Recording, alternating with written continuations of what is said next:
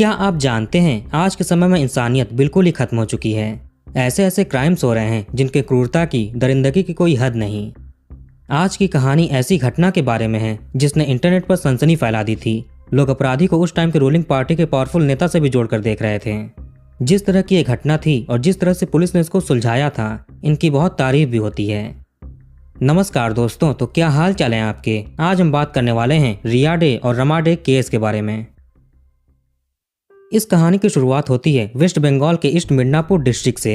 यही दुर्गाचक थाना क्षेत्र के अंतर्गत पड़ता है हल्दिया नामक एक जगह। हल्दिया के जीकुर खली नामक इलाके में वार्ड नंबर 7 है, जो बिल्कुल हुगली नदी के किनारे पर बसा हुआ है। बात 18 फरवरी 2020 की है। सुबह सुबह का टाइम था, सूरज अभी निकल ही रहा था। इसी टाइम कुछ लोग अपना रोज की तरह टहलने के लिए नदी के पास जाते हैं। जब ये नदी किनारे पहुंचे तभी इनकी नज़र दो जलती हुई चीज़ों पर पड़ती है। इन लोगों ने पहले सोचा कि किसी ने कोई कूड़ा कचरा जलाया होगा, लेकिन ये लोग तो यहाँ पर रोज आते थे। ऐसा इन्होंने पहले कभी देखा नहीं था और ना ही ये जगह कोई कचरा फेंकने की है। और हाँ, उस कूड़े के जलने की वजह से बहुत अजीब सी बदबू भी आ रही थी, जिससे ऐसा नहीं लगा कि यहाँ पर कोई आम कचरा जल रहा होगा, कोई तो चीज़ थी। अब ये लोग उसी चीज़ को देखने के लिए उसके पास जाते हैं। जब इन्होंने करीब जाकर देखा तो इन सबकी रूह कांप जाती है, क्योंकि वहाँ पे 2 शव जल रहे थे। उनके पैरों के पंजे, धड़ वगैरह साफ साफ समझ में भी आ रहे थे। ये दोनों ही शव किसी मानव शरीर के थे। फौरन इन्होंने शोर मचाया। आवाज़ सुनकर आसपास के कुछ लोकल लोग इकट्ठा होते हैं। इसके बाद ये लोग नदी से पानी लाकर आग को बुझा देते हैं। अब आग बुझने के बाद सब कुछ साफ साफ समझ में आ रहा था कि यहाँ पर 2 शव जल रहे हैं। इसी में किसी ने पुलिस को भी कॉल कर दिया। तुरंत ही दुर्गाचक थाने की पुलिस मौके पर पहुंचती है। उन दोनों शव में से एक शव तो बुरी तरह से जल चुका था, यानी उसको देखकर समझ नहीं सकते थे कि यह महिला का है या पुरुष का। लेकिन दूसरा शव थोड़ा ठीक हालत में लग रहा था। उसके पहनावे से और कपड़ों से लगा कि किसी महिला का शव होगा। पुलिस ने फॉरेंसिक एक्सपर्ट्स को भी इस जगह पर बुला लिया। यहाँ दोनों ही शवों को पहचानना बहुत मुश्किल था। चेहरा बुरी तरह से जला हुआ था, लेकिन पुलिस को वहीं कम जली हुई लाश के पास से कुछ बाल के टुकड़े मिलते हैं। इनको देखकर लगा कि इन महिला ने अपने बालों को कलर करवाया होगा। ये गोल्डन और ग्रीन कलर में थे। इससे एहसास हुआ कि इस महिला की एज ज़्यादा नहीं रही होगी, तभी इनके ऐसे बाल कलर करने के शौक हैं। पुलिस को वहीं पर कान की बाली भी मिलती है। ये बाली स्वास्तिक आकार में थी। इस पर SJP और KDM लिखा हुआ था। लगा कि जहाँ से खरीदा गया होगा उसका नाम SJP होगा। KDM तो ज्वेलरी में एक प्रोसेस होता है जिसमें कैडमियम नामक मेटल के जरिए गोल्ड को और भी प्यूरिफाई करते हैं। खैर, यहाँ पर पुलिस की टीम ने दोनों शवों के आसपास और भी छानबीन किया, शायद और कोई सुराग मिल जाए। इसी खोजबीन में मिला कि यहीं एक जगह पे जमीन की थोड़ी सी खुदाई की गई है। लगा कि किसी ने इन शवों को दफनाने की सोची होगी, इसलिए पहले खुदाई की, लेकिन फिर उसने दफनाने के बजाय जला दिया। जलाने में पेट्रोल जैसे फ्यूल का यूज किया गया था। अब जाहिर सी बात है कि इस खुले इलाके में लाकर वो कत्ल करेगा नहीं, कहीं और पे कत्ल किया गया होगा और फिर उन्हें यहाँ पर लाकर जला दिया। अब सारी प्रक्रिया के बाद दोनों शवों को हॉस्पिटल भेज देते हैं, जहाँ पे फॉरेंसिक जांच होनी थी, मरने का कारण पता करना था। इन सब चीज़ों को देखने के बाद पुलिस ने अनजान लोगों के खिलाफ कत्ल का और सबूत मिटाने का केस दर्ज कर लिया। 13 लोगों की टीम बनाई जाती है जो स्पेशली इसी केस की इन्वेस्टिगेशन करेंगी। अब सबसे पहले तो यह जानना जरूरी था कि वो दोनों शव किसके हैं। एक शव का तो बस यही पता चल पाया था कि वो महिला का है, लेकिन दूसरे का तो वो भी नहीं पता चला। जब तक पोस्टमार्टम रिपोर्ट ना आ जाए तब तक पुलिस कुछ खास कर नहीं सकती थी। बिना किसी इन्फॉर्मेशन के करेंगे क्या। कुछ घंटों के बाद दोनों शवों की पोस्टमार्टम रिपोर्ट आ जाती है। इसमें पता चला कि दोनों ही शव महिलाओं के हैं। एक की उम्र बताई गई 20 से 22 साल और दूसरे की 40 से ऊपर की। जो कम जली थी वो 20-22 साल की लड़की थी। इन दोनों के ही शरीर में कुछ नशीले या बेहोश करने की दवाएं पाई गईं।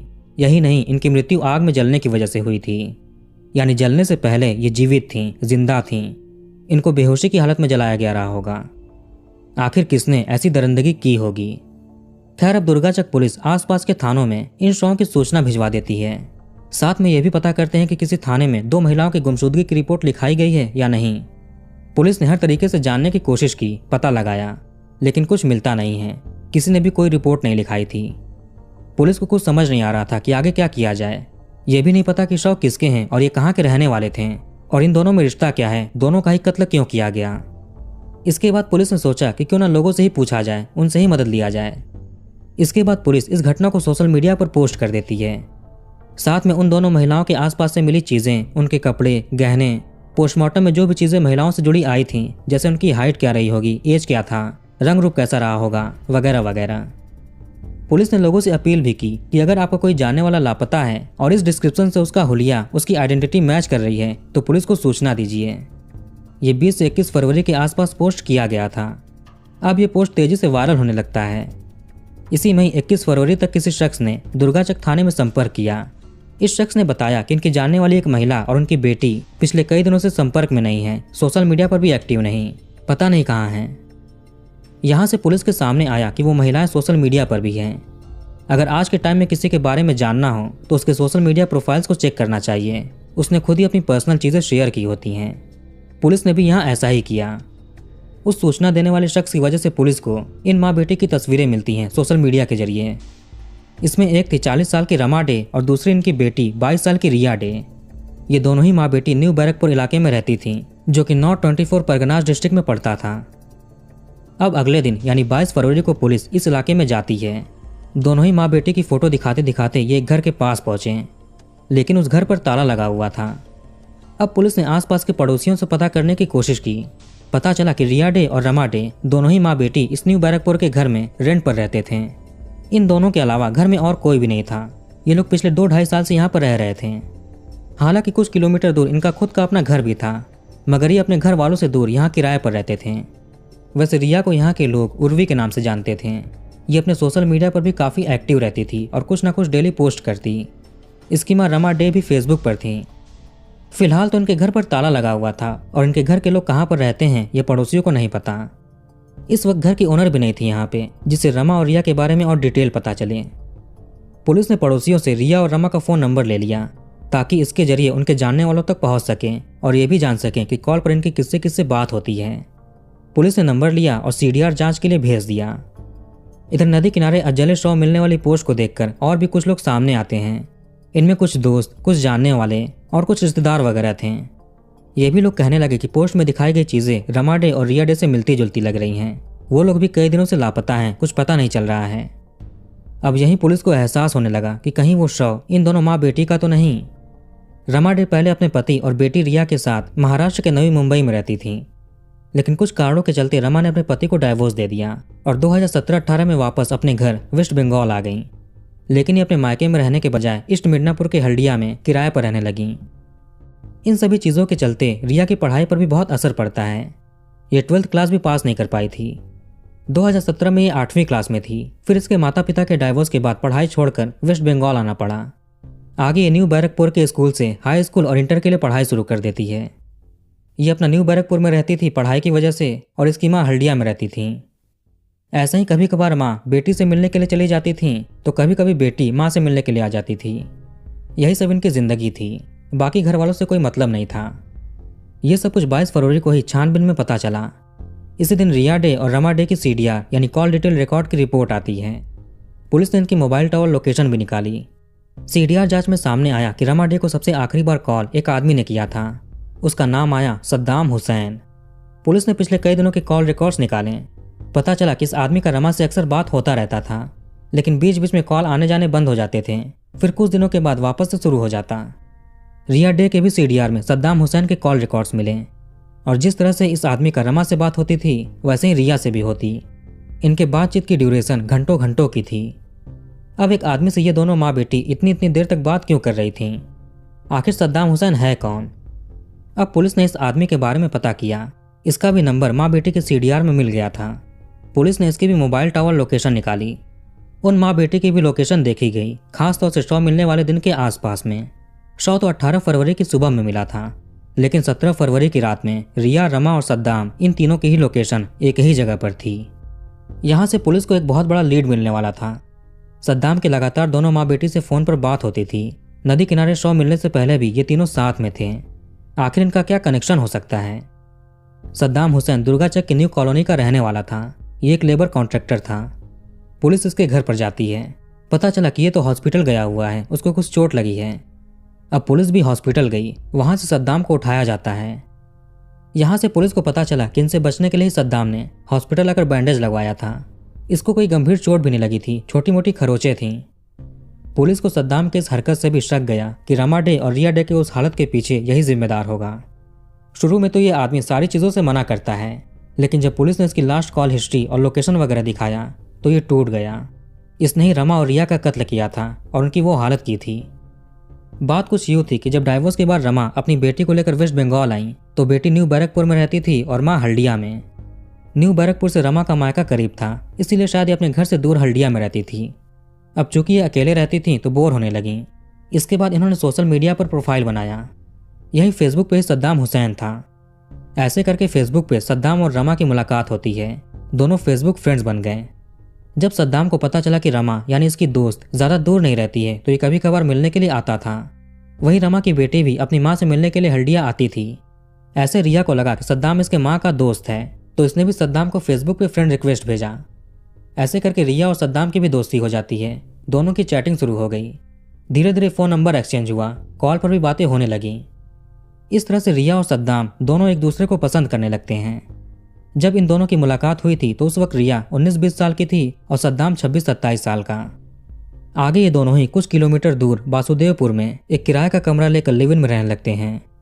रमा और रिया की लाइफ में सद्दाम के आने से जैसे खुशियां दुगनी हो गई थीं। रमा को भी सद्दाम और रिया के रिश्ते से कोई आपत्ति नहीं थी। तीनों टाइम टाइम से बाहर घूमने के लिए जाते हैं, बीच पर जाते हैं, साथ में बैठकर खाना खाते हैं, बातें करते हैं, समय बिताते हैं। सद्दाम ने रिया से शादी का वादा भी किया। कभी कभी रिया पढ़ाई के लिए बैरकपुर में रहती, कभी सद्दाम के साथ वासुदेवपुर में रहती और कभी कभी अपनी माँ रमा के साथ हल्दिया में रहती। सब कुछ ठीक चल रहा था। अब इस लव स्टोरी में एक मोड़ आता है। धीरे धीरे रिया को पता चलता है कि सद्दाम की ऑलरेडी एक शादी हो चुकी है और इसके बच्चे भी हैं। रिलेशनशिप में आने से पहले सद्दाम ने यह बात रिया को नहीं बताई थी, उल्टा ये शादी का वादा भी करता था। इसमें कुछ चीज़ें सद्दाम के बयान में पता चली और कुछ रिया के जानने वालों से। आगे रिया ने अपनी माँ रमा को भी ये बात बताई। अब यहीं से सब कुछ पलटने वाला था। रिया ने सद्दाम से कहा कि तुमने झूठ बोला है, शादी के नाम पर धोखा दिया। अगर तुमने शादी नहीं की तो पुलिस में जाकर कंप्लेन कर देगी। वैसे पहले भी रिया सद्दाम से शादी करने को कहती थी, लेकिन सद्दाम कोई ना कोई बहाना देकर बात पलट देता था, बदल देता था, बहला फुसला देता। लेकिन अब ये ऐसा नहीं कर सकता था। दोनों ही माँ बेटी कहने लगी कि या तो शादी करो या जेल जाओ। लेकिन यहाँ पर सद्दाम को दोनों ही मंजूर नहीं था। ना तो ये शादी कर सकता था, आखिर किस मुंह से शादी करे। ऑलरेडी घर पर एक पत्नी है, बच्चे हैं, अब एक और जिम्मेदारी कैसे ले। आमदनी भी उतनी नहीं थी। जेल भी नहीं जाना था वरना इसका भेद खुल जाएगा, समाज में बदनामी होगी। यहाँ से पुलिस को कत्ल करने का मोटिव मिल गया कि शादी को लेकर सब कुछ हुआ है। आगे सद्दाम ने बताया कि दोनों माँ बेटी के जिद से ये बहुत परेशान हो चुका था। आखिर ये इनसे कैसे छुटकारा पाए। कई बार इसने दूरी बनाने की कोशिश भी की थी लेकिन हो नहीं पाया। फिर इसने सोचा कि क्यों न रमा और रिया को ही रास्ते से हटा दें। इनका तो किसी से कोई रिश्ता भी नहीं है, ना कोई पूछने वाला है, ना तो इनका कोई जानने वाला सद्दाम को जानता है। कोई इस पर शक भी नहीं करेगा। अब इसके बाद से इसने प्लान बनाना शुरू कर दिया। सारी चीज़ें ये देखता है कैसे कैसे क्या किया जाएगा, कैसे शव ठिकाने लगाएंगे, कैसे पुलिस से बचा जाएगा। इसने अपने प्लान में अपने कुछ दोस्तों को भी शामिल कर लिया। अब वो कत्ल वाला दिन आता है। 17 फरवरी के दिन सद्दाम ने रमा डे को कॉल किया और बोला कि आज रात में हम लोग ये सारा मैटर सुलझाएंगे, बैठकर बात करेंगे। रमा ने कहा ठीक है। इसने रिया को भी बुला लिया। ये सब कुछ वासुदेवपुर के फ्लैट में होना था जहाँ पर सद्दाम और रिया लिव इन में रहते थे। शाम को ये तीनों यहाँ पर इकट्ठा होते हैं। सद्दाम सब कुछ सोच कर आया था। वैसे ये तीनों यहाँ पर शराब पार्टी भी करते हैं, तो हमेशा की तरह आज के दिन में सद्दाम यहाँ पर शराब लेकर आता है। पर रिया शराब नहीं पीती है। ये रात में 8 बजे बाजार गई और खाने के लिए चाव लेकर आया। सद्दाम ने चाव नहीं खाया बल्कि इसने इसमें नशीली दवा मिला दी। दोनों माँ बेटी चाव खाती हैं और बेहोश हो जाती हैं। इनकी बेहोशी के बाद सद्दाम अपने दोस्त मंजूर आलम मलिक को कॉल करता है। ये आदमी जीकुर खली में रहता था। तुरंत ही मंजूर भी वासुदेवपुर पहुंचता है। यहाँ दोनों दोस्तों ने मिलकर माँ बेटी का गला दबाया। सद्दाम यहाँ पर अपनी कार से आया था, 4 व्हीलर। जब सद्दाम और मंजूर को लगा कि रिया और रमा की मृत्यु हो गई है तो इन्होंने पहले रमा को एक ब्लैंकेट में लपेटकर पैक किया और गाड़ी की डिक्की में रख दिया। ऐसे ही रिया के शव को भी ये पैक करके कार के बैक सीट पर रख देता है। सद्दाम का प्लान था कि इसके दोस्त मंजूर का जहाँ पर घर है वहीं पर इन शवों को ले जाकर दफना देगा। जब मंजूर को ये पता चला तो इसने मना कर दिया। इसने कहा कि वहाँ पर CCTV कैमरे लगे हैं, हम पकड़े जाएंगे। इसके बाद ये हुगली नदी के किनारे पर दफनाने की सोचते हैं। साथ में इन्होंने एक बॉटल पेट्रोल भी रख लिया, अगर जलाना चाहें तो जला सकें। यानी ये शवों को ठिकाने लगाने में कोई कसर नहीं छोड़ना चाहते थे। इसके बाद ये देर रात में नदी किनारे पहुंचते हैं, वहीं पर खुदाई करते हैं। खुदाई करते करते रात से सुबह होने लगा, सूरज निकलने वाला था, लेकिन अभी भी मनचाही खुदाई नहीं हुई थी। इसके बाद ये जल्दबाजी में फैसला करते हैं कि ये दोनों शवों को साइड में ले जाकर जला देंगे। जब इन्होंने दोनों शवों को गाड़ी से बाहर निकाला जलाने के लिए तभी ये दोनों ही मूवमेंट करने लगती हैं, हिलने लगती हैं। ये देखकर सद्दाम और मंजूर डर गए। खुदाई कैंसिल करके इन्होंने दोनों शवों को एक साइड में रखा और पेट्रोल छिड़ककर आग लगा दिया। जो ये बॉटल में पेट्रोल लेकर आए थे वो पूरा बॉटल रमा पे ही छिड़कने में खत्म हो गया। इन्होंने बस हड़बड़ी में और जल्दबाजी में ध्यान नहीं दिया था। अब रिया के शव को कैसे आग लगाएं? फिर इन्होंने जैसे तैसे अपनी गाड़ी से फ्यूल निकाला और रिया पे छिड़क कर आग लगाई। यही कारण था कि माँ का शव ज़्यादा जल गया था और बेटी का कम। इसके बाद ये दोनों कातिल भाग जाते हैं। कहानी सुनने के बाद इसी 23 फरवरी की तारीख को मंजूर भी अरेस्ट हो जाता है। रिया के मामा जी अपना ब्लड सैंपल देते हैं जिससे दोनों शवों की DNA जांच हो सके। कोलकाता के लैब में ये टेस्ट होता है। यहाँ से कंफर्म हो गया कि वो दोनों शव रिया और रमा के हैं। 27 फरवरी को पुलिस सुखदेव नाम के आदमी को अरेस्ट करती है। सद्दाम के अनुसार यह भी इनके साथ था, सबूत मिटाने में मदद की। घटना को अंजाम देने के बाद सुखदेव मेचेड़ा नामक जगह पर एक ढाबे में छिपा हुआ था। पुलिस इसको वहीं से उठाती है। इसने भी अपना गुनाह स्वीकार कर लिया। इसी 27 फरवरी के दिन पुलिस की एक टीम रमा डे के फ्लैट हल्दिया पहुंचती है। उनके फ्लैट की अच्छे से तलाशी ली जाती है। पुलिस के सामने तो मोटिव था कि सद्दाम ने शादी से बचने के लिए वो कत्ल किया। जब पुलिस ने रमा डे का फ्लैट छाना तो वहां एक कबर्ड से कुछ कागज के टुकड़े मिलते हैं। साथ में रिया की एक पर्सनल डायरी भी मिली। कागज के टुकड़ों को एक्सपर्ट्स के पास भेजा गया जो इसको सही तरीके से असेंबल करें। वहीं रिया को डायरी लिखने का शौक था। ये हिंदी, इंग्लिश और बंगाली में डायरी लिखती थी। जो डायरी पुलिस को मिली उसमें 5 पेजेस लिखे गए थे इन 3 भाषाओं में। इसमें सद्दाम, रिया और रमा इन तीनों के रिश्तों को लेकर भी बातें लिखी गई थीं।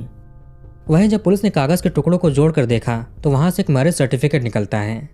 इस मैरिज सर्टिफिकेट के अनुसार सद्दाम और रिया ने 2018 में शादी कर ली थी। यहीं से पूरा कत्ल का मोटिव ही पलट गया। पुलिस इस सर्टिफिकेट को रजिस्ट्री ऑफिस भेजकर चेक करवाती है। सच में यह सर्टिफिकेट असली निकला। रजिस्ट्री ऑफिस में भी इसका रिकॉर्ड था। रिया की डायरी में मिला कि सद्दाम की मुलाकात पहले रमा से फेसबुक पे हुई थी। उसका घर पर आने जाने की वजह से ही रिया उससे मिलती है। फिर रिया और सद्दाम एक दूसरे को पसंद करने लगते हैं। वहीं रिया ने आगे लिखा कि इसको शक था कि सद्दाम का रमा से कुछ नज़दीकी रिश्ता है। इसी वजह से रमा हल्दिया में रहने लगी थी ताकि सद्दाम से अच्छे से मिल सकें।